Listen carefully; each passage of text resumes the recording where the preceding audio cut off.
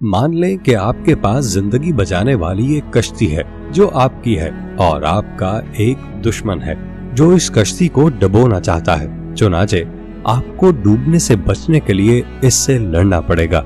लिहाजा इस लड़ाई में साहिल तक पहुंचने के लिए क्या आप पहले से दुश्मन की चालें जानना नहीं चाहेंगे?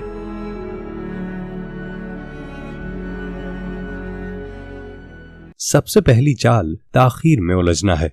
सूरह ज़ारियात की आयत नंबर 56 में हमारा रब फरमाता है, और मैंने जिन्नों और इंसानों को सिर्फ इसलिए पैदा किया है ताकि वो मेरी इबादत करें। जी हाँ, इंसानों को इस दुनिया में भेजा गया है ताकि वो अपने रब को पहचाने और उसकी इबादत करें, लेकिन शैतान चाहता है कि आप अपने रब को भूल जाएं और इस मकसद के लिए वो जो कुछ कर सकता है सब करता है। तो क्या आपको लगता है कि शैतान कामयाब हो रहा है? शायद वो हो जाता है। अक्सर औकात वो आपको दुनिया की तमाम शानदार चीजें पेश करता है, आपको उनमें मसरूफ रखता है। आप हमेशा चीजों को टालते रहे हैं। क्या आपको एहसास है दर हकीकत वो चीजें जो पहले आनी चाहिए आप उन्हें पीछे करते रहते हैं। मिसाल के तौर पर जब आप नमाज शुरू करने लगते हैं आप उसे टाल देते हैं और कहते हैं कोई बात नहीं, मैं बाद में शुरू कर सकता हूँ, अभी वक्त नहीं है। या जब आप कहते हैं मुझे हिजाब पहनना शुरू कर देना चाहिए, मैंने इसमें बहुत देर कर दी है, अचानक आपको लगता है नहीं, मैं अभी बहुत छोटी हूँ।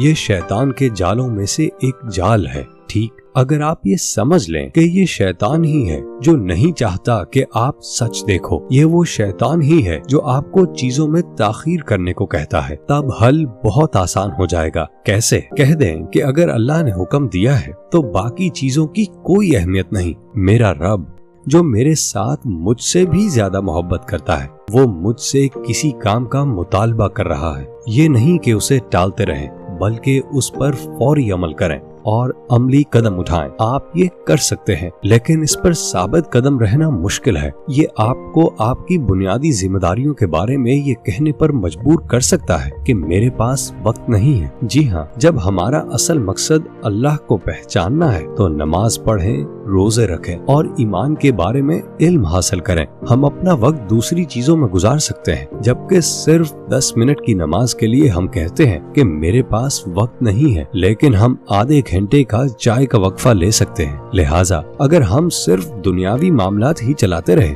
गोया कि हम सिर्फ इस दुनिया के लिए बनाए गए हैं, क्या हम कुछ गैर मंतकी काम नहीं कर रहे होंगे? यहाँ शैतान आपको ऐसा महसूस कराता है कि आपके पास वक्त नहीं है। ये उसका एक अहम जाल है। लोगों को वुजू करना बहुत मुश्किल लगता है। कुछ भाई कुछ बहनें नमाज नहीं पढ़ते क्योंकि वुजू करना मुश्किल होता है। मुझे लगता है कि इसके लिए एक बेहतर हिकमत अमली है, और वो है कि आप हमेशा वुजू की हालत में रहें। इस तरह नमाज रूह के लिए ज्यादा आसान मालूम होने लगती है। आप सिर्फ इस तरह वुजू करेंगे जैसे आप अपने हाथ या चेहरा धो रहे हैं, और ये इतना आसान है। क्या हमारे पास उसके लिए भी वक्त नहीं है जो हमें ये वक्त देता है, जबकि हमारे पास दिन में 24 घंटे होते हैं। नमाज पढ़ने में 1 घंटा भी नहीं लगता।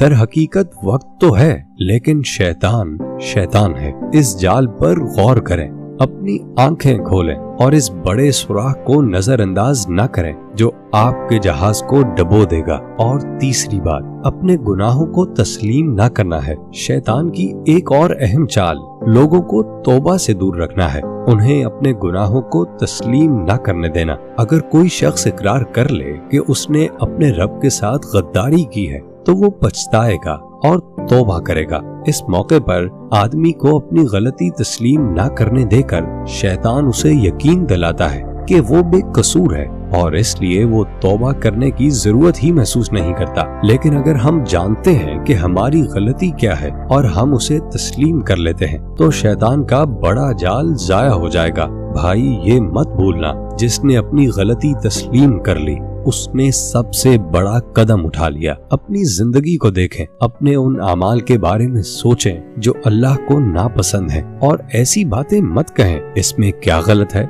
क्या ये भी गुनाह है? हर कोई करता है। वक्त बदल चुका है। अपने रब की तरफ रुजू करें और उसके सामने अपनी गलती तस्लीम करें। अगर आप ऐसा करते हैं तो यकीन रखें आप शैतान के एक और बड़े जाल से बच जाएंगे। एक और जाल मायूसी का जाल है। शैतान मुसलसल लोगों को मायूसी में डालने की कोशिश करता है। हाँ, शैतान आपको हिम्मत हारने पर आमादा करता है, यहाँ तक कि किसी मामूली गलती पर या शायद कुछ बड़े गुनाह जो आपसे हुए होंगे, और वो आपको मुसलसल याद दिलाकर सरगोशी करता है कि तुम्हें बिल्कुल माफी नहीं मिल सकती, तुम माफी के मुस्तहिक नहीं। हालांकि अल्लाह ताला सूरह ज़ुमर की आयत नंबर 53 में फरमाता है, ऐ मेरे बंदो, जिन्होंने अपनी जानों पर ज्यादती की है, खुदा की रहमत से नाउमीद ना होना, बेशक अल्लाह तो सब गुनाहों को बख्श देता है, बेशक वही है जो बख्शने वाला मेहरबान है। अब एक तरफ हमें मायूसी की तरफ ले जाने के लिए शैतान की ये चाल है, जबकि दूसरी तरफ कुरान में ये आयत है। तो क्या हम शैतान की बात सुनेंगे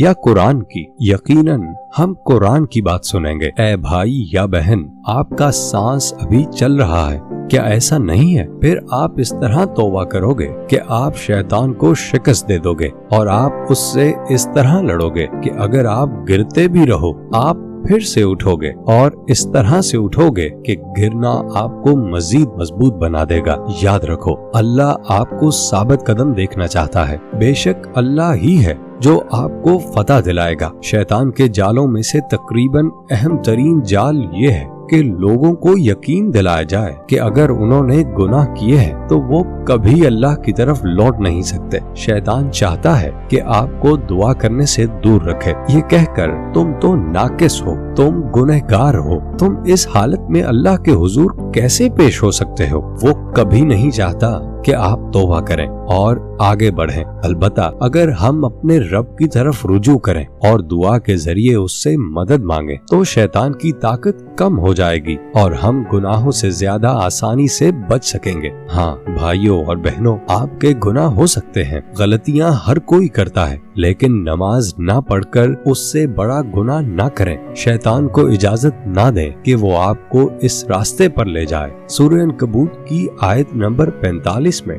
हमारा रब फरमाता है, बेशक नमाज बेहयाई और बुरी बातों से रोकती है। दोस्तों, जिसका मतलब है कि अगरचे आप गुनहगार हैं, अगरचे आपने तौबा की और फिर बार बार गुनाह करते रहे, अपनी दुआओं के जरिए अपने रब की तरफ रुजू करने से न रुकें। शैतान को मौका न दें जो हमें दुआ के जरिए अपने रब की तरफ रुजू करने से रोकना चाहता है। अल्लाह हमें शैतान की चालों को समझने की तौफीक अता फरमाए और हमें उससे महफूज रखे। आमीन।